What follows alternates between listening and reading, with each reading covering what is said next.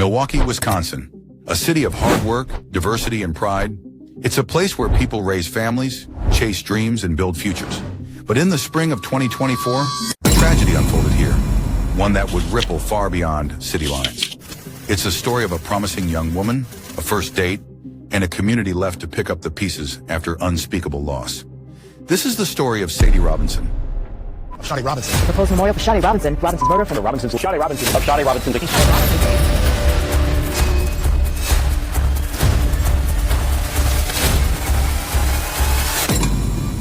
Sade Carlina Robinson was more than a name in a headline. She was 19 years old, a student at Milwaukee Area Technical College, and filled with ambition. She was studying criminal justice with hopes of becoming an attorney, someone who would fight for fairness and protect the vulnerable. Her friends called her loyal, joyful, and fierce. She loved pink roses, cooking, watching anime, and listening to R&B. She was the kind of person who made others feel seen. She had dreams, big ones. She wanted to travel, to graduate, to change the world. She made us laugh every single day. She was my baby girl. On April 1st, 2024, Sade did what many young adults do. She made plans for a night out. It was a first date with someone she had recently connected with, a 33-year-old Milwaukee man named Maxwell Anderson. The two met up at popular local venues, including a seafood restaurant and a nightclub known for its late-night crowds. Friends say Sade was excited. She texted them updates, mentioned her outfit, and promised to share stories the next morning. But the next morning never came. On April 2nd, just after dawn, the Milwaukee Fire Department responded to a car fire near Warnemont Park, a quiet green space along the lakefront. The vehicle belonged to Sade Robinson. Inside, investigators made a grim discovery that quickly escalated a missing persons case into something far more serious. At that moment, Sade's family hadn't even filed a report. They didn't know yet. When police traced Sade's last known location, they found that she had traveled to Maxwell Anderson's apartment on the city's north side. Surveillance footage and cell phone records confirmed it. Anderson, 33, lived alone. He had no prior history of violent crime. According to neighbors, he was quiet, kept to himself, and rarely socialized. But in the hours following Sade's disappearance, his behavior drew attention. As the police gathered evidence, Sade's family clung to hope. But as days passed, that hope turned to anguish. Across Milwaukee, word of the case spread rapidly. Community members organized search parties. Classmates created posters. Churches held prayer circles. A week after her disappearance, Sade's family made a public plea for answers. On April 4th, 2024, just 2 days after the car was found, Milwaukee police arrested Maxwell Anderson. He was taken into custody on suspicion of involvement in Sade's disappearance. He did not resist, and he offered no public statement. Authorities charged him with multiple serious crimes, including first-degree intentional homicide and related offenses. As to count one, the verdict reads, we the jury find the defendant, Maxwell Anderson, guilty of first-degree intentional homicide as charged in count one of the information. As to count two, Maxwell Anderson, guilty of mutilating a corpse as charged in count two of the information. As to count three, guilty of arson of property other than a building as charged in count three of the information. As to count four, then Maxwell Anderson, guilty of hiding a corpse as charged in count four of the information. A court date was set. The investigation, though far from over, had a suspect. He entered a plea of not guilty, but the evidence, both digital and physical, would soon tell a powerful story in the courtroom. In the weeks that followed, the city of Milwaukee responded not just with grief, but with unity. Pink became a symbol of remembrance. Friends and strangers alike tied ribbons around trees and wore pins bearing Sade's initials. Murals and memorials appeared in her honor. Sade's college created a scholarship fund. Her story was shared in classrooms, on news broadcasts, and in countless homes across the country. Her voice, though silenced, had become a symbol. Sade's legacy didn't end in tragedy. Her case sparked crucial conversations about safety in dating, support for young women, and accountability for establishments that serve alcohol.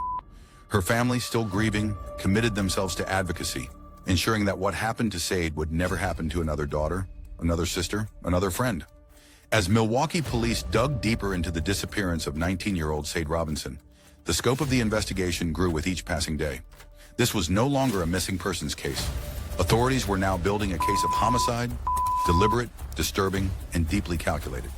At the center stood one man, Maxwell Anderson. Between April 2nd and April 4th, law enforcement recovered multiple items and forensic evidence that linked Anderson to Sade's disappearance. The investigation extended across several Milwaukee neighborhoods.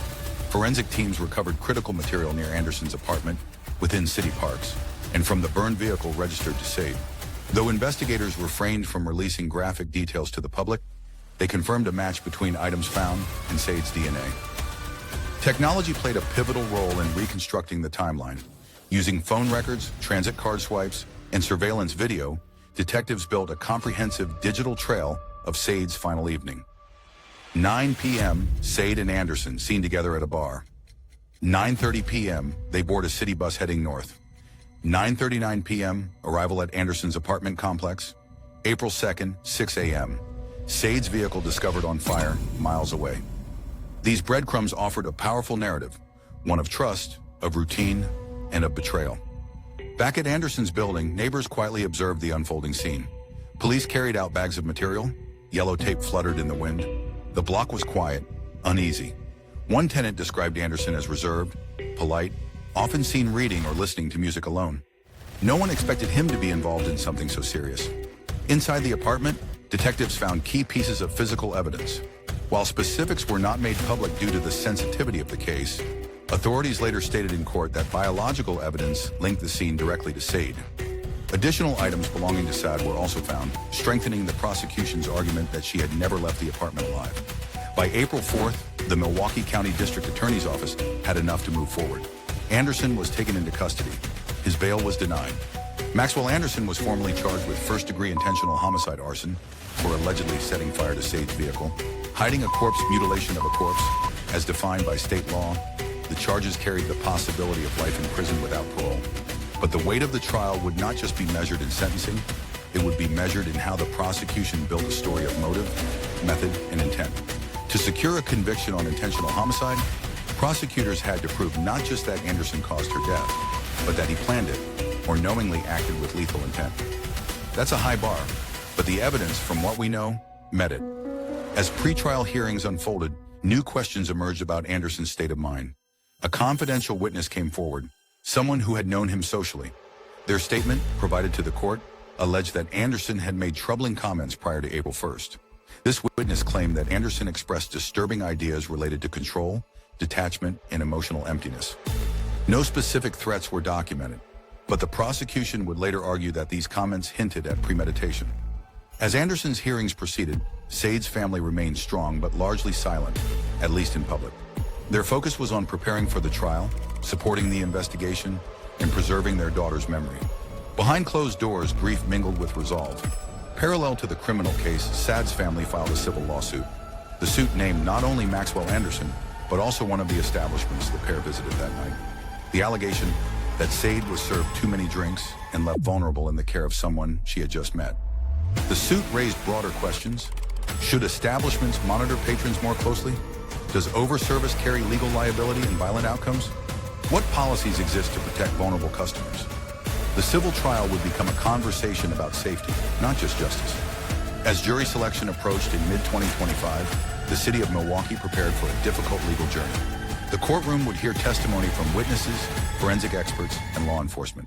And the public would hear for the first time the story of that night in full. For Sade's loved ones, the upcoming trial would be a moment of accountability, but also a reopening of deep wounds. On May 27, 2025, the trial of Maxwell Anderson began. For over a year, the community had waited. Now inside a courtroom lined with families, law enforcement, and legal experts, the case of State of Wisconsin versus Maxwell Anderson would unfold in full. For Sade Robinson's loved ones, this was more than a legal battle. It was a moment of reckoning. The prosecution opened with a clear emotional message. This is the story of a young woman who trusted someone she barely knew and paid with her life. We will show that the defendant acted deliberately, knew the consequences of his actions, and made every effort to cover them up. The defense, however, urged the jury to withhold judgment. Their argument, the case, while tragic, lacked direct evidence of premeditation, and the timeline remained unclear in some key areas. Over the course of the trial, the prosecution presented a powerful collection of evidence, much of it drawn from technology. Surveillance footage from bars and public transportation, cell phone records tracking both Sade's and Anderson's movements, digital messages recovered from cloud backups, forensic analysis from inside Anderson's apartment. The combination, prosecutors argued, told a story that was undeniably deliberate. One expert testified that phone activity showed a pattern of behavior consistent with planning, not accident. Files were deleted, search histories cleared, and backup data altered. But not everything could be erased. The most emotional moments came from those who knew Sade best. Her mother, Sheena Scarborough, spoke softly but firmly. She told jurors about her daughter's aspirations, her humor, her kindness, and the silence that followed that April night. In response, the defense raised doubts. They acknowledged that Anderson and Sade had been together, but questioned the clarity of the events that followed. They emphasized a lack of eyewitnesses, gaps in the digital timeline, the possibility of impaired judgment by both parties. Anderson's previously clean record. Their goal was not to deny something tragic had occurred, but to argue that what happened didn't meet the legal standard of intentional homicide. While arguments unfolded inside, support gathered outside. Vigils were held nightly near the courthouse. Local leaders spoke about women's safety, legal reform, and the need for accountability, both socially and systematically. Students at Sade's college staged a campus day of silence to honor her memory. Her classmates wore pink, the color she loved most. After nearly 2 weeks of testimony, both sides gave closing arguments. The prosecution said, this was no accident. This was not a moment of panic. It was a choice. It was a pattern, and it was covered up intentionally. The defense closed with, tragedy is not always proof of intent. Do not mistake heartbreak for criminal certainty. The jury was instructed. Deliberations began. After 12 hours of deliberation, the jury returned. Maxwell Anderson was found guilty of first-degree intentional homicide, guilty of arson, guilty of hiding a corpse, guilty of related charges. The courtroom was silent. Sade's family embraced. Outside, the crowd stood in quiet solidarity. At sentencing, the judge spoke directly to the defendant. You took a life without reason. You tried to conceal it. You showed disregard not just for the law, but for the sanctity of human dignity. Maxwell Anderson was sentenced to life in prison without the possibility of parole. Sade's parents thanked the community, the legal teams, and those who stood with them through every difficult moment. After the criminal trial of Maxwell Anderson concluded in June 2025, many believed the story of Sade Robinson's case had come to an end. But for her family and for the city that watched her memory turn into a movement, another chapter was just beginning, this time in civil court. In late June 2025, just days after Anderson was sentenced to life in prison, the Robinson family filed a civil lawsuit. The lawsuit targeted multiple parties, Maxwell Anderson as the direct perpetrator, a bar the two visited that night, and unnamed staff members who allegedly served excessive alcohol to both parties. Central to the lawsuit was a concept known as duty of care. In Wisconsin, as in many states, bars and restaurants are legally required to ensure they do not overserve patrons or allow visibly intoxicated individuals to remain without supervision or support. According to witness statements and surveillance footage, Sade and Anderson had multiple drinks over the course of their evening. The lawsuit argued that staff failed to monitor their consumption or offer intervention when it was clearly needed. The case sent shockwaves through Milwaukee's bar and nightlife community. Some establishments quickly adopted new protocols, including additional staff training, limit tracking per guest, and revised closing procedures for solo female patrons. While some criticized the civil suit as unfair to small businesses, others saw it as a long overdue wake-up call. The civil case also prompted institutions to begin dialogue around shared accountability. Colleges and universities began hosting forums. Hospitality organizations offered free workshops. Nonprofits distributed toolkits for safer nightlife culture. It wasn't just about bars anymore. It was about changing a system that allowed people, especially women, to fall through the cracks. Amid the civil proceedings, Sade's family announced something powerful: the launch of the Sade Robinson Foundation, a nonprofit dedicated to women's safety, survivor support, and awareness around dating violence. Its first initiative, a scholarship fund for young women pursuing careers in law and social justice, just like Sade had dreamed.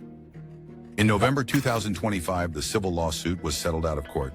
The terms were not publicly disclosed, but sources confirmed that financial damages were awarded to the Robinson family, and the bar in question agreed to undergo compliance audits and staff retraining. It wasn't justice in the criminal sense, but it was a form of restoration, a recognition that change begins with accountability. By early 2026, visible changes were underway throughout Milwaukee's hospitality scene.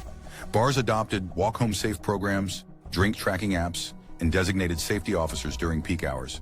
Some establishments even partnered with local universities to offer shuttle services in safe zones for solo patrons. The Robinson case has become a case study in criminology and gender studies courses across the Midwest. Professors say it blends themes of power, trust, and systemic vulnerability. Student groups have used it to launch campus initiatives, including check-in programs for off-campus dates, anonymous reporting tools, and bystander training for student bar staff. Sade's story was now informing the next generation, not just about danger, but about how to respond with courage. More than a year after her daughter's death, Sheena Scarborough has become a quiet force in victim advocacy. She speaks at schools, conferences, and legal forums.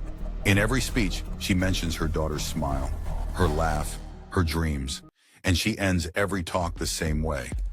My daughter did everything right. She was careful. She told people where she was going. She tried to protect herself. We don't need our daughters to be smarter. We need our society to be safer. As the Robinson case concluded in court, it captured the attention of the nation. Cable news networks, podcasts, and social media influencers began covering Sade's story. For some, it became a teachable moment about modern dating dangers. For others, it raised ethical concerns. The Robinson case demonstrated how digital forensics, once seen as secondary, are now frontline tools in criminal investigations. From GPS logs and deleted texts to surveillance integration and cloud backups, law enforcement pieced together Sade's final movements with remarkable accuracy. Sade Robinson's story reflected a deeper, global concern: the risks women face in everyday situations, especially while dating. Experts say these dangers aren't rare, just rarely reported. In Madison, lawmakers introduced the Sade Robinson Safety and Accountability Act. It proposed reforms such as mandatory training for nightlife staff, safer rideshare zones at entertainment venues, grants for women's safety nonprofits, enhanced data sharing between venues and law enforcement. The bill passed with bipartisan support, and similar legislation was introduced in Illinois, Michigan, and Minnesota. In the months that followed the verdict and civil settlement, Milwaukee turned grief into motion. Sade's college renamed their criminal justice lecture hall in her honor. Her friends hosted self-defense workshops. Faith leaders used their pulpits to advocate for accountability. Grief never left, but it grew roots. Sade Robinson didn't get to finish her degree. She didn't get to become the attorney she dreamed of being, or take the trip she planned, or dance at her 21st birthday. But in every classroom, her story is told. In every girl who walks out of a bar with support, and in every life changed by the foundation created in her name, she lives on. Thank you for watching and honoring the story of Sade Robinson, a life taken too soon, but one whose legacy continues to inspire courage, change, and hope. Stories like Sade's, and others like Otto Warmbier's, show us the power of truth and the importance of standing up against injustice in all its forms. We encourage you to learn more and watch our in-depth video on Otto Warmbier's case, which highlights another vital fight for justice and human dignity. If this story moved you, please like this video, share it widely, and subscribe to our channel to stay connected with important stories that need to be heard. Be sure to click the bell icon so you never miss an update. Together, through awareness and action, we can honor those lost and work toward a safer, more just world. Thank you for being part of this journey.